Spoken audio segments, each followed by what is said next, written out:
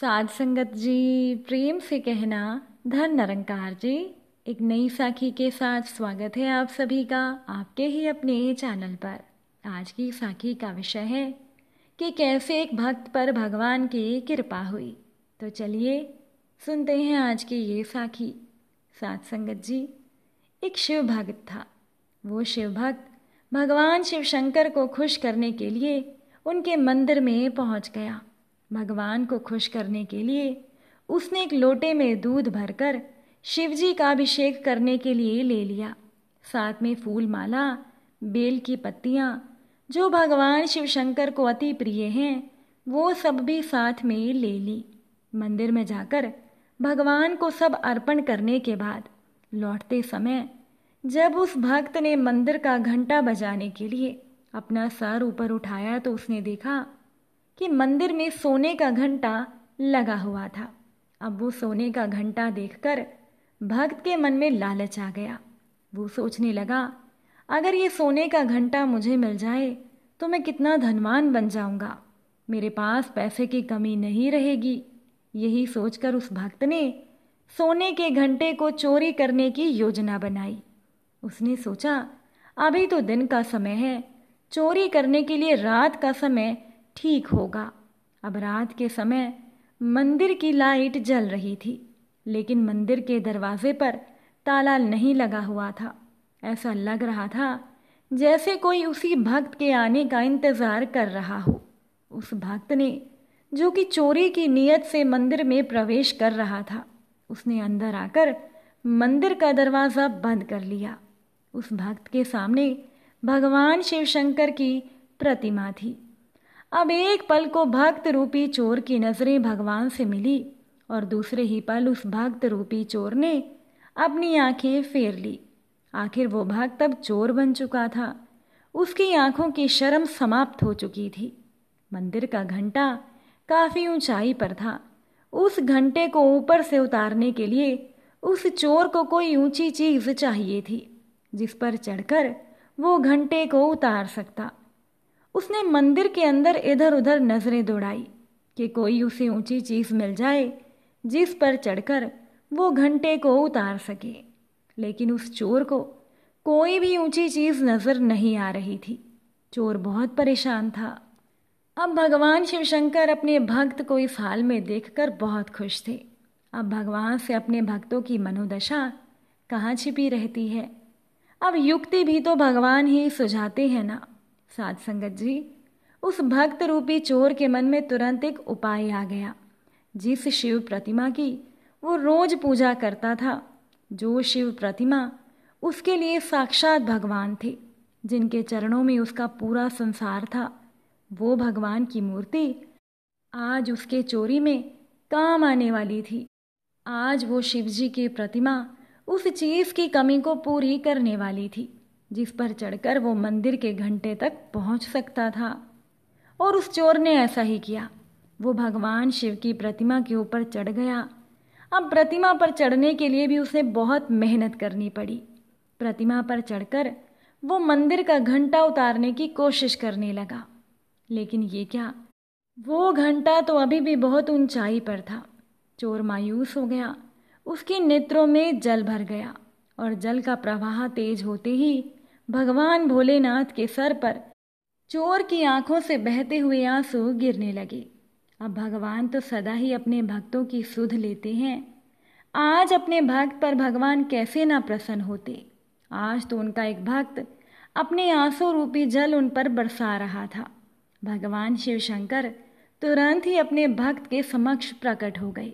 वो चोर अपने भगवान को सामने देखकर भाव विभोर हो गया। अब भगवान तो भक्त की मदद करने के लिए आए थे। उन्होंने मंदिर का घंटा उतारा और उस चोर रूपी भक्त के हाथ में थमा दिया।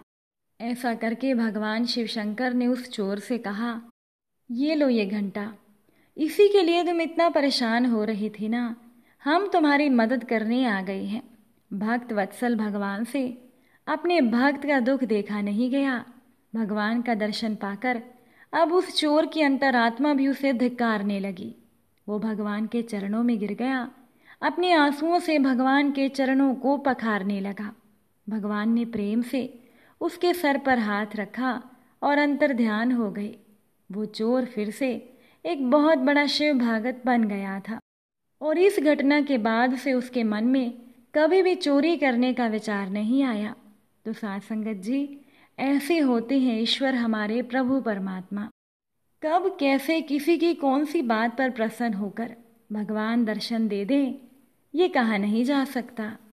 साथ संगत जी, इसी तरह से एक और सच्चा भक्त था जिसका नाम था सोहन। सोहन जिस नगर में रहता था उसी नगर में भगवान शिव का एक भव्य मंदिर था, जहाँ हर वर्ष दूर दूर से शिव भक्त भगवान के दर्शनों के लिए आते थे। एक बार की बात है, श्रावण का महीना था। दूर दूर से कावड़िए कावड़ लेकर भगवान शिवजी को जलाभिषेक करने के लिए आए हुए थे। मंदिर का परिसर भक्तों से भरा हुआ था। अचानक से आकाश में बिजली चमकने लगी और तेज हवाएं चलने लगी। सभी को आसमान में एक सोने का थाल दिखाई दिया और वो सोने का थाल मंदिर में ही उतर आया। इसके साथ साथ एक भविष्यवाणी हुई कि ये सोने का थाल उसी को मिलेगा जो भगवान शिव शंकर का सच्चा भक्त होगा। मंदिर के परिसर में मौजूद सभी लोगों ने ये भविष्यवाणी सुनी। धीरे धीरे और लोग इकट्ठे हो गए। जो लोग मंदिर की व्यवस्था देखते थे उन्हें तो पूरा विश्वास था कि ये थाल उन्हें ही मिलेगा, इसीलिए वो सबसे आगे जाकर खड़े हो गए। सबसे पहले एक पंडित जी आए। वो कहने लगे कि मैं प्रतिदिन भगवान का अभिषेक और पूजा करता हूँ, मैं ही भगवान का सच्चा भक्त हूँ, ये थाल तो मुझे ही मिलना चाहिए। इतना कहकर जैसे ही पंडित जी ने थाल उठाया, वो सोने का थाल पीतल का हो गया। ये देखकर पंडित जी बड़े लज्जित हुए। उन्होंने थाल उसी जगह पर रख दिया और वहाँ से चले गए। थाल को वापस रखते ही वो फिर से सोने का हो गया। इसी प्रकार वहाँ मौजूद सभी पंडितों ने खुद को आजमाया, लेकिन शायद उनमें से कोई सच्चा भक्त नहीं था। उन्हें भी थाल वहीं पर रख कर जाना पड़ा। इसके बाद उस नगर के राजा का आगमन हुआ। राजा आगे आए और बोले, मैंने महादेव के मंदिर में बहुत ज़्यादा दान दक्षिणा दी है, ये थाल तो मुझे मिलना चाहिए। इतना कहकर राजा ने थाल उठा लिया। जैसे ही राजा ने थाल उठाया, थाल तांबे का हो गया। ये देखकर महाराज, वहाँ का राजा भी लज्जित हुआ और थाल को वहीं पर रखकर एक तरफ खड़ा हो गया। इसके बाद इसी तरह एक से बढ़कर एक दानी महात्मा और भक्त पधारे। सभी ने थाल उठाया, लेकिन थाल किसी के हाथ में पीतल का तो किसी के हाथ में तांबे का हो गया, लेकिन सोने का नहीं रहा।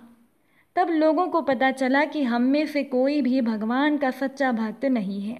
उसी समय किसान मंदिर में आया। वो बेचारा कई महीनों के बाद आज सोमवार के शुभ अवसर पर भगवान शिवजी के दर्शन करने के लिए आया था। वो किसान गरीबी और गृहस्थी के बोझ तले दबा दिन रात खेतों में मेहनत मजदूरी करके अपना और अपने परिवार का गुजारा करता था।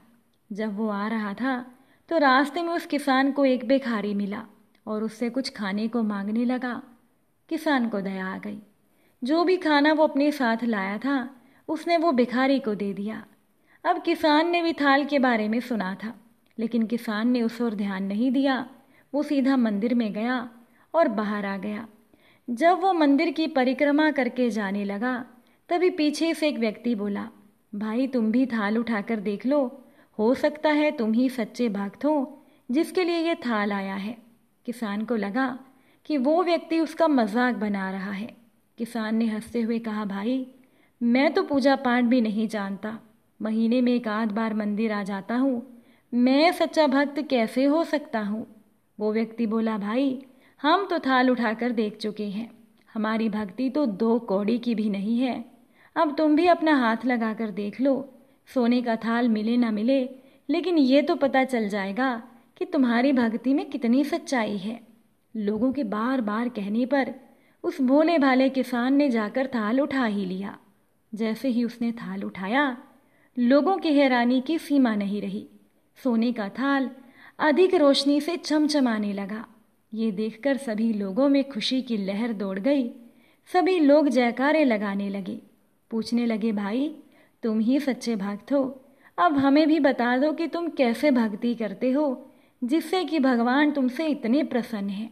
तो किसान बोला, भाई मैं कोई भक्ति नहीं करता, मैं दिन भर खेतों में काम करता हूँ, थोड़ा समय निकाल कर ज़रूरतमंद लोगों की मदद कर देता हूँ। इसके अलावा मैं कोई विशेष कार्य नहीं करता।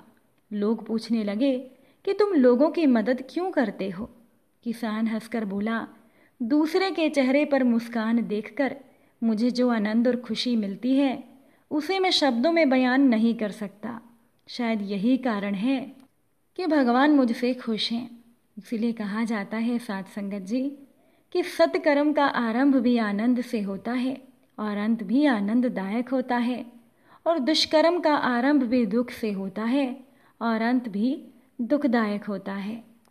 आप सभी को आज की ये साखी अगर अच्छी लगी हो तो वीडियो को ज़्यादा से ज़्यादा शेयर ज़रूर कीजिएगा।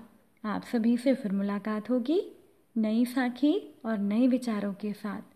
साध संगत जी प्यार से कहना, धन निरंकार जी।